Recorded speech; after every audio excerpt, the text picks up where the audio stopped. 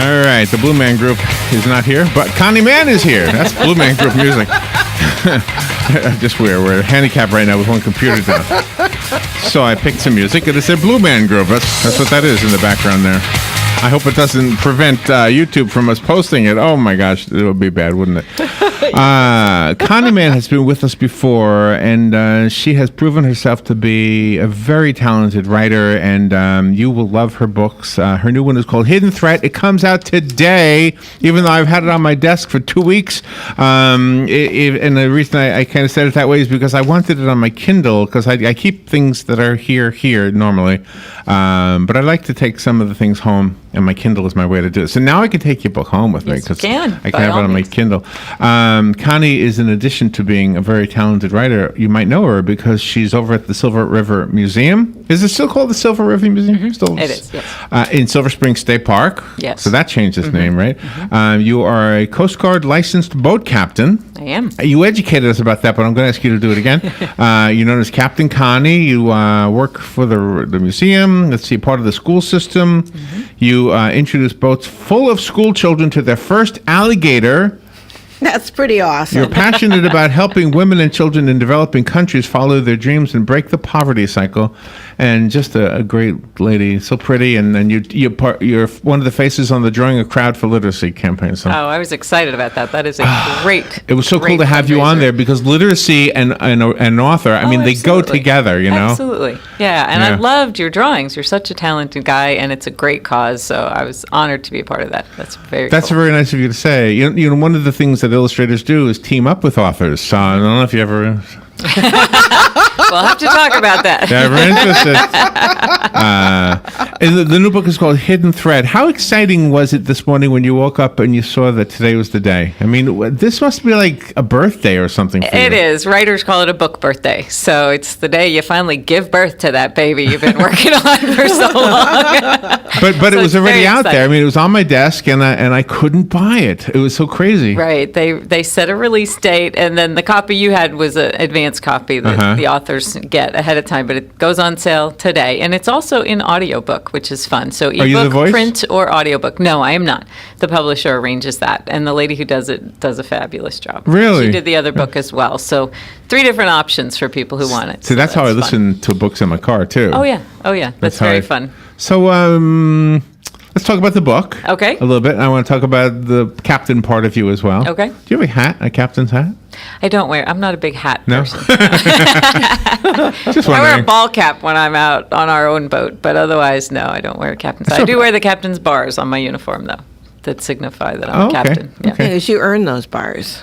Yeah, I did earn those bars. I did. It's a great job. It's a great place to work. We're part of Marion County Public Schools, so school kids come out. Fourth graders are coming out as part of their studying Florida history. They're in our Cracker Village, but the fifth graders, they're in our museum, but they also go. It's part of their science curriculum. So they get a tram ride through the woods, and then they get a ride on our big pontoon boat, which seats 24 people at a time. And we always have a crew of 2. We have great volunteers who are our first mates, and we have couple of captains that work for us, and so it's awesome. Many of them have never been on a boat. They've never seen a real alligator.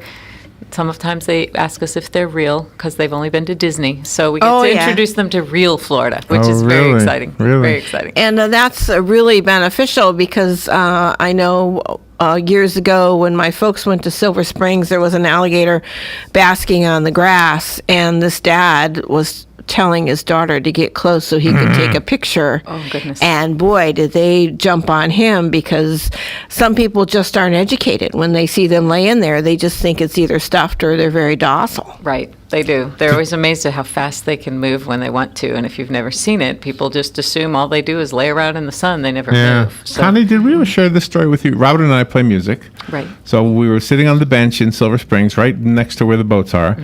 And I play accordion, she plays mandolin, and an alligator came up. And it was just watching us. I said, do you think he's liking the music? I bet he did. Or do you think he's not liking the music? No, I'm guessing he really did. So then there was a group of school children, and they were getting dangerously close. Uh-oh. And then one of the rangers came out. I'll tell you this, a male ranger. And he tried to shush it away, but he had no success. And then a lady ranger came out, and she had a broom, and she got rid of it. True story. I felt like the gender was important there because it's contrary to what the cartoons show you. Oh, yes. All right, so tell me about Eve Jackson. I think I would like Eve Jackson. Yeah, Eve is a hot mess at the beginning of this story because she's passionate, right? Her mom died because she drank contaminated water. So she's going to make sure that never happens again, not on her watch. So she comes back home because she's heard that there's a baby that's sick that could have had got hold of some contaminated water, and she's getting to the bottom of this, doggone it, and nothing and nobody's going to get in her way. So she starts flinging accusations, and she's stirring up hornets' nests. She's just a mess. But she's absolutely determined. And part of that is motivated by guilt because she feels like her mom's death was her fault, which it wasn't.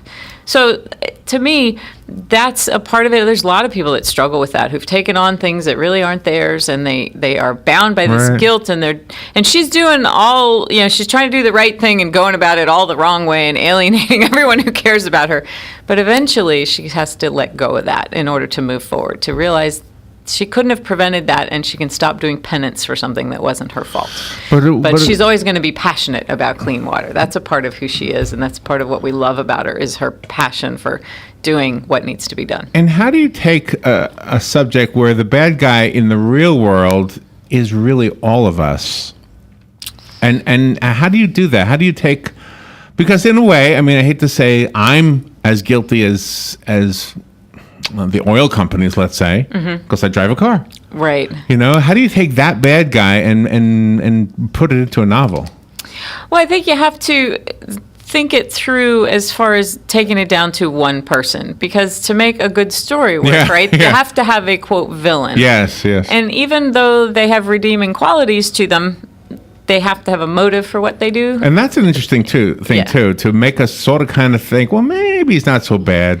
Right. Yeah. You have to be able to identify, and sometimes a little bit, in some ways, there's got to be some redeeming qualities usually about them, as much as you can. Because, otherwise, if they're so hateful, there's not really a struggle as much. I mean, there is if they're completely dangerous, but psychopaths. But to build that tension, oftentimes the villains of a story they've got their own struggle too. And in her case, they were attracted to one another at one time?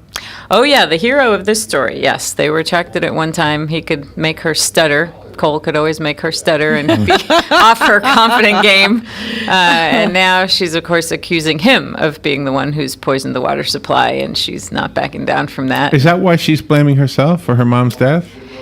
She feels like she should have prevented that from happening, and she did what her mom told her that night, and her mom died. So, and the idea came from, I went to college in Chicago, and back in, well, never mind how long ago, but you turn on the tap, and the water would come out looking like milk. And I remember thinking, that's not how that's supposed to look. This is before bottled water was everywhere, and it was just kind of nasty looking and smelled bad. And then not far, I was part of a Big Brother Big Sister program in Cabrini Green, which was one of Chicago's worst housing projects a long time ago. And some dear people lived there just struggling to survive. And so the idea came, what if she came from that environment? What if somebody did something to the water supply and her mom died and they were, that's how she started. So that would fuel all of that for her. That sent her life in a trajectory to make sure that everybody has clean water. And you've got two passions in here. You've got the passion of her being motivated to make sure everyone's safe, and then also the passion which she likes to keep on the back burner for her private life. Right, exactly. And so those two things come into conflict, and Cole, the hero of the story, is trying to keep the family farm and ranch afloat, and she's threatening that, but he likes her, and so you have all of these things happening all at the same time that they have to navigate their way through. Yeah. Hopefully that keeps you turning the pages to find out who the bad guy really is. And that's the part we don't know how far to go as far as giving away the book. Yeah, I can't give spoilers. No, it's the birthday of Hidden Thread. It's on sale today. It was not on sale yesterday. Trust me. It's called Hidden Thread. Connie Mann is is the author. Are we up to a break yet? Yeah, we're fine. We're doing everything manually. There's no computer. Well, there's a computer, but never mind. See this black screen? That's what that means. You're doing great. You're doing great. So we'll take a little break, and we'll be right back. If you have anything you want to call in to ask Connie about, or to thank her for giving you a boat ride, maybe you've taken a boat ride with Connie or learned something. Any case, the phone lines are open. The number is 622-9622. We will be right back. The weather is brought to you by myfwc.com. Safe boating is no accidents. On this Tuesday, a partly sunny day, but there'll be a couple of thunderstorms around in the afternoon. The high 89 at the coast, 94 inland. Tuesday night will be partly cloudy, though 70 inland, 75 at the coast. For Wednesday, times of clouds and sun with a couple of thunderstorms around. Mainly a shower, though, at the coast, the high 88 to 92. From the Florida Weather Center, I'm meteorologist Joe Lundberg. Here is your 30-second news brief. While firefighters have a small reprieve because of recent rains, a 2,000-acre fire in the Christmas area of Orange County continues. Tiger Woods spent part of his Memorial Day holiday in the county jail with a DUI charge. Woods says he underestimated the effects of prescription medication. 2 men are dead in the aftermath of a dispute over a parking space in South Beach area of Miami, and Florida's unemployment rate is the lowest it's been in almost 10 years. And that is your news brief from The Source. There are only a few things in life that you can be certain will always be around. Death, taxes, the pursuit of happiness, and computers. As they continue to advance at an epic pace, the one absolute certainty about them is that they'll break. It's not an if, it's a when. And when it happens, bring it to the only company in Ocala that's certified in Apple and Microsoft. Ocala Mac and PC Repair. They even offer on-site computer repair service, so they come to you. And if you do drop it off, you can check your repair status online. Ocala Mac and PC Repair is a family-owned and operated company that can do everything from mobile repair to wireless networks, fixing viruses, data recovery, even building and installing new systems. Visit online at ocalamacpc.com. In person, 1713 East Silver Springs Boulevard, or give them a call, 352-566-8324. That's 352-566-8324. Ocala Mac and PC Repair. I'm Jan Marino from Palm Garden of Ocala, and I'd like to tell you about the Palm Garden Way. We promote individual care, of course, but we also encourage GEMS. That's going the extra mile, and these are thoughtful individual gifts that make each guest stay special. A gem could be a daily latte or a new book or something else that means a lot to our guest. To find out more about the Palm Garden Way, take a tour, located on the corner of 27th Avenue and 34th Street in Ocala. Don't get caught in the dark. Call Tri-County Generators, LLC first at 1-800-622-1957, your authorized Generac dealer. Tri-County Generators are there when you need them with new generators for home standby, commercial, RV, and portable generators. They also service your existing systems. Now is the time to act. Be prepared before you have an emergency. Call Mike Gant today at 1-800-622-1957. That's 1-800-622-1957 for Tri-County Generators. Well, it sounds like a helicopter, that music. Connie Mann is here. The book that just came out today, that she is the author of, is Hidden Thread. Is this your second book, Connie? It is actually my fourth novel, but it's the second one set in Safe Harbor.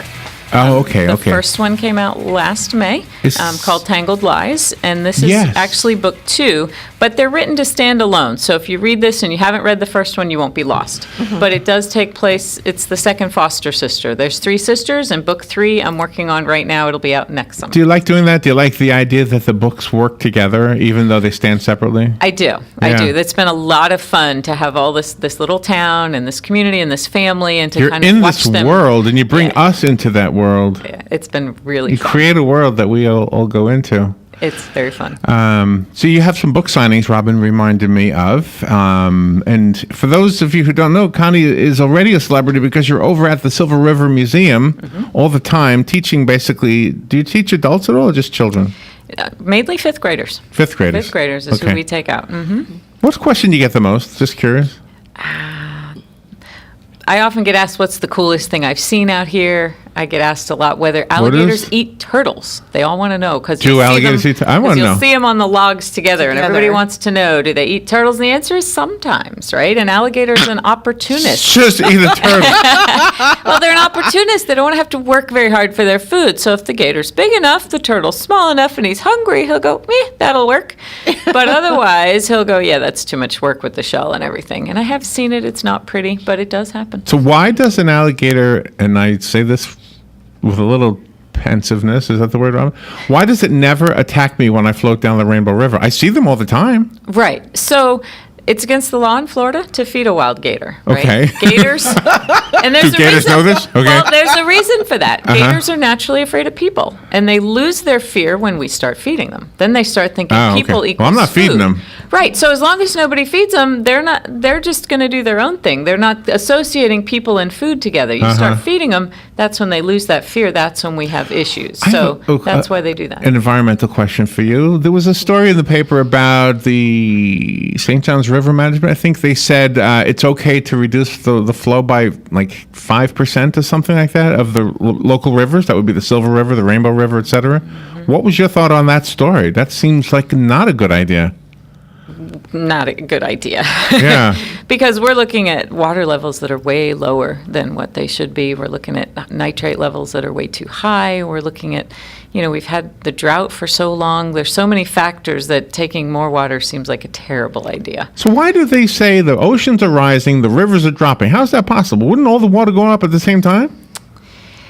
Well, we're using a lot more from it, right? If it's coming up from the aquifer, our usage has increased so much with our population increasing and our water usage is increasing. So the flow of the river is reduced. So that it all is linked together, and it's far more complex than I can explain. So don't anybody quote me and hate me for saying it wrong.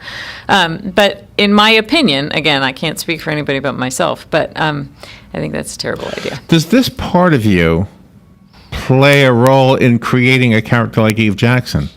Oh, absolutely. Yeah. Of course it does. Of course it does. I don't want to ask the normal interviewer, is that you? But I mean, I'm sure this part of your spirit becomes part of her spirit. Yes, in a sense. And there's some people I greatly admire who are fighting the fight here for protecting our water resources. And I see the fire and passion in them. And they inspire characters like Eve to say, we have to work on some of this or we're going to be in big trouble. Do you have a favorite sister? I mean, in your books. Oh, now that's like asking a mom about her favorite child. I can't choose because I loved Sasha, my boat captain, right, in Tangled Lies, and I love Eve here, my environmentalist, and now everybody's been asking about Sister Cat, who just briefly appears, and the third book will be her story, and we finally get to find out what's going on with her. So right now I'm engrossed in her story. So wow. So Can't wait. We don't know. It's like Woody Allen. He's always 2 movies ahead of the rest of us. Yeah. Right. By the time this one comes out, my brain's already well into the next story. Oh, wow. Yes. So we Has to be. can meet you at the Freedom Library on the 9th of June, February. The 9th of June, which is a Friday. That's why I said February. A week So, from this Friday. The Bellevue Library on June 15th, 3:30. The Forest Library at 2 p.m. on June 16th. Well, you're doing a lot of book signing. Gabriel's Christian Book and Supply at from 11 to 1 on what date? I'm sorry, the 17th, June 17th, Saturday. Oh, that's the 17th. Okay. The Fort McCoy Library on the 19th for the brown bag lunch thing they're doing at noon. The Denellen Library, which I went to go vote, at 2 p.m. on June 20th. See, I used to live in Denellen, and I didn't know that they had even moved. And then I said to Robin, let's take a ride. Let's do one of those early voting things and just go to Denellen. And I said, wow, it's nice. It is very nice. Where's home for you? Is Ocala home? A little bit south of there. South of Ocala. Was it Bellevue? A little south of there. South of Bellevue. Are you in the villages? We won't tell. No. Oh, you're not that far. Okay, Summerfield. Yeah. We won't tell. She's a celebrity. Oh, I'm not telling your address. Just Marion Oaks Library at noon on Wednesday, June 21st. So this is a big month for you. The Tangled Lies Book Club. Oh, you've got a book club? their book club there at their library is going to be talking about Tangled Eyes and the new book. So I get to talk to folks too. And the new one is called Isn't that wonderful? Hidden Thread. The cover is something I've seen many times. Well, not the skirt, but the trees. Do you know when I first saw the cover, by the way, I didn't even see the girl. It was like all of a sudden I said, hey, there's a girl on the cover. I didn't even realize. That's unusual for men. Right? Yeah. But they do. Waterfall Press is who publishes the series, and they do beautiful covers. When I saw the cover, I was so excited because they really do a beautiful job. Yeah, but what's between the covers is the real work.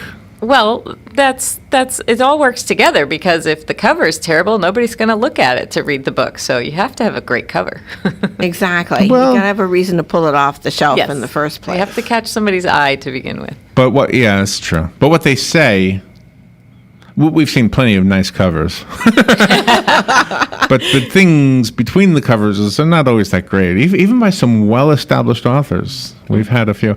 How exciting is it for you to be doing this? Is this a dream coming true for yourself? Absolutely. I've wanted to write books since This I is was a not an kid. overnight thing. This is no. definitely a work that little by little you start to see it, right? Years and years, yes, absolutely. It's a tough business. Does your husband write? Is he an author No, as well? no, my husband's an engineer. He Do keeps me you grounded. share the So does the story, but to see that's good sometimes. You have a creative mind, you're sharing stories with him. Does keeping the environmentalist alive in the book, does that matter to him? Oh, absolutely. Yeah. Yeah, he's very passionate about all of that as well. On your Tangled Eyes book club, is that also a writers group? Not to my knowledge. I think that's a book club. Though I know that in Bellevue they do have a writers group that meets there. You'd have to check with them on when they meet, but I know they've started a writers group there. Do you like writers groups? I do. I'm part of a huge international organization called Romance Writers of America that I am a part of, and they have local chapters in every state. There's several chapters in Florida, so they have a great presence there. Oh, okay. And do you think your books are going to be picked up by a major publisher? Like Simon and Schuster or something, or like that? Well, the publisher they're with is a pretty big publisher, so I'm not worried it about is? them. Yeah, I'm not worried about them going with a different publisher. They're part of Waterfall Press, which actually is part of Amazon Publishing. They have their own publishing okay. company, and it is Okay. being published through them. Oh, that's wonderful. And do you get along with your editors? I mean, I have do you guys amazing sometimes editors. butt heads on an idea? Buttheads. Yeah, well, I I always wondered about that. I have been blessed with amazing editors, and it takes a team of people to produce a good book, and they help me make it better. They really do. So they have big picture, and then your copy editor, detail people, and all the people who find stuff, and I think, how did I miss that? But I've Oh looked my at it so gosh. many times that they catch what I miss, and they help me make it a much better book. So I am very, very fortunate to work with a team of people who help make this a good book, because I wouldn't want it to all be on me. I Well, make they're too many lucky to mistakes. have you, though. Yeah, but you got to be a good writer, and they're lucky to have you. Well, thank you so much. You're so kind. Who's Coco? Pardon? Who's Coco? Who's Coco? Yeah. Isn't Coco a character in the book? It says Coco sensed the tension and whined, then came over and licked Eve's face. Oh, the doggy. Coco. Yeah. I didn't know where you were going with that. Yes, Coco is. I love having animals in stories when I can. So is Coco going to be a character? I mean, a developed character? Not as much in this one. Bella was a lab who was a big part of the first story. Coco plays sort of a bit part in this one, but I love having animals in stories. So we'll see who shows up in the next in Cat's story. Cat. I love that Cat, name. yes, she's fun. She's going to be fun too. Well, you're really amazing because you seem to have a good balance. Not one of your worlds seems to overwhelm the other. So you're able to dedicate your world as the boat captain and teaching the children, and also as the writer. So we're very fortunate that you're able to do that and keep that balance. Well, thank you. It is a juggling act, and sometimes I do it better than others, but I try. Connie, it's so great to be able to call you our our friend. I love the fact that you came in here to talk about the book. Thank you so much. You have a copy you want to give away. Absolutely. Call us if you want a copy of Hidden Thread.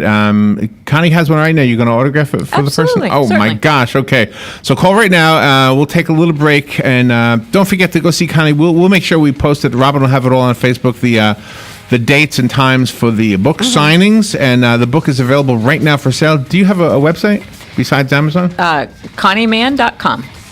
That's easy enough. Two N's. Yes, two N's. There's the Blue Man music. Okay. Thank you for having me. Oh, my gosh. Thank you. We'll be right back.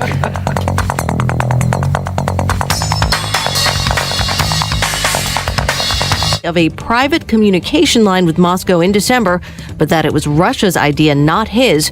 Fox's Shannon Bream reports. President Trump firing off this tweet this morning. Russian officials must be laughing at the U.S. and how a lame excuse for why the Dems lost the election has taken over the fake news. Meantime, Kellyanne Conway telling Fox and Friends this morning that Kushner has nothing to hide.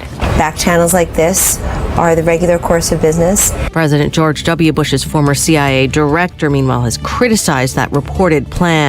The Supreme Court siding with a Mexican immigrant who faced deportation after he was convicted of having consensual sex with his underage girlfriend. And about 1,000 people still without power after powerful storms ripped through North Carolina, leaving more than a dozen hurt. Fox News, we report, you decide. For me, it was the big S-Class from the 90s. Beautiful.